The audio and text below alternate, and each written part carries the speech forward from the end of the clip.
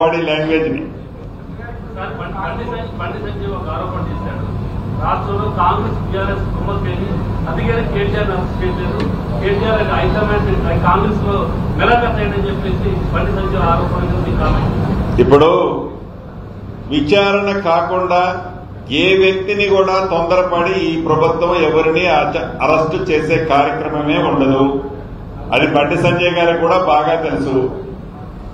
ఎప్పుడైతే ACB case register అయిన మరుక్షణం ఈడీ ఎంటర్ అయింది.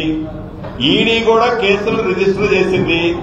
ఒకవేళ స్టేట్ గవర్నమెంట్ కొల్యూడ్ అయిందనుకుంటే వారి చేతిలో ఎమ్మటిట్లా లైట్ వేస్తే అరెస్ట్ చేయొచ్చు కదా. మేమేం వద్దనలేదు కదా. వారు చేయాలనుకుంటే చేయొచ్చు కదా అంటున్నా. మేము చేయలేదు, మీరు చేయలేదు, మీరు కొల్యూడ్ అయ్యారు అనేటువంటి మేము కొల్యూడ్ అయ్యే ప్రసక్తే ఉండదు. వాళ్ళు లెగిస్తే కాలు దువ్వేది మా మీద, మరి మీ మీద ఏం దువ్వట్లేదే.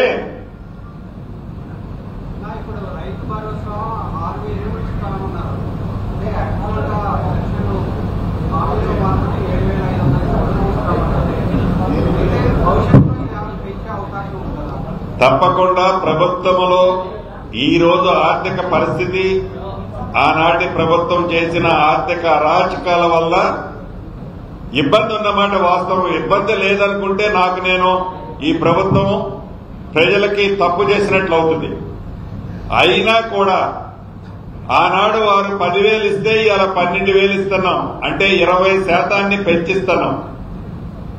వారిలాగా ఇచ్చేది దుర్వినియోగం కాకుండా సద్వినియోగం అయ్యేటట్టు ఆనాడు వారు ఇచ్చిన రైతు బంధు గాని, ఈనాడు మనం ఇచ్చే రైతు భరోసా గాని, ఎవరైతే పంట వేసే రైతన్నకి ఒక భరోసా కల్పించే కార్యక్రమంలో భాగంగా ఇస్తున్నాం. ఈ 12,000 రూపాయలు ఆర్థిక పరిస్థితి మెరుగుపడ్డ తర్వాత అన్న అంశాలలో ఏ ఒక్క అంశంలో కూడా ఈ ఇందిరమ్మ ప్రభుత్వం వెనక్కైతే పోదు. సార్, మీ మేనిఫెస్టో ప్రకారం ఇంకా 2 హామీలు మిగిలి ఉన్నాయి. వాటి మీద జనవరి 26వ తేదీకి సంబంధించి స్పష్టత లేదు. ముఖ్యంగా మహిళలకు సంబంధించిన 4,500 రూపాయలు, అలాగే విద్యార్థులకు సంబంధించి మోటార్ బైక్, అలాగే తులం బంగారం సంబంధించి మీ ఎన్నికల హామీ, మీ కాంగ్రెస్ పార్టీ ఇచ్చిన హామీకి సంబంధించి స్పష్టత ఈ జనవరి 26వ తేదీకి వచ్చే అవకాశం ఉందా? ఈ 26వ తారీఖు అయితే రాదు, కానీ విడతల వారీగా ప్రతి కార్యక్రమాన్ని, చెప్పిన ప్రతి మాటని ఇందిరమ్మ ప్రభుత్వంలో కట్టుబడి చేసేది ముమ్మాటికి నిజం. అది కొద్దిగా ఆర్థికంగా రాష్ట్రంలో వడదొడుగులున్న కారణంగా, ఇబ్బందులున్న కారణంగా డిలే అవుతున్న మాట నిజం. అది రాష్ట్ర ప్రజలకి మనస్ఫూర్తిగా ఇందిరమ్మ ప్రభుత్వ పక్షాన నేను వివరించుకుంటున్నాను, తెలియజేసుకుంటున్నాను. భవిష్యత్తులో రాష్ట్ర ఆర్థిక పరిస్థితి ఇంప్రూవ్ కావడంతోనే చెప్పిన ప్రతి కార్యక్రమాన్ని తూచా తప్పకుండా ఈ ప్రభుత్వం ఇచ్చి తీరుతుంది.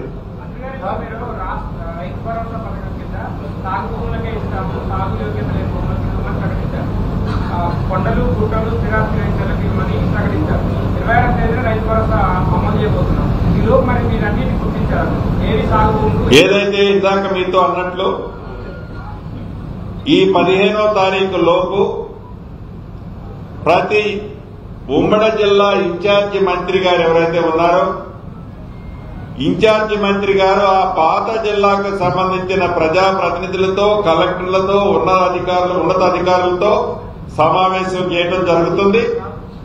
16వ తారీఖు నుంచి ఏదైతే అర్హులని గుర్తించే దాంట్లో అది రైతు భరోసాకు సంబంధించి కావచ్చు, ఇందిరమ్మ భరోసాకు సంబంధించింది కావచ్చు, తెల్ల రేషన్ కార్డులకు సంబంధించింది కావచ్చు, ఏదైతే యాప్లో మనం ఇందిరమ్మ ఇళ్లు అప్లోడ్ చేసుకున్నామో విడతల వారుగా ఇచ్చే ఇళ్లు విషయంలో ఫైనల్ చేసే దాంట్లో కావచ్చు, వీటన్నిటికీ ఆల్రెడీ టీం వర్క్ జరుగుతుంది.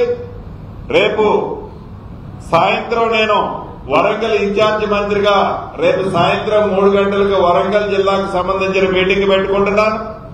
ఎల్లుండి ఉదయం 10 గంటలకి ఖమ్మం జిల్లా మీటింగ్ కోమటిరెడ్డి వెంకటరెడ్డి గారి సమక్షంలో జరగబోతుంది.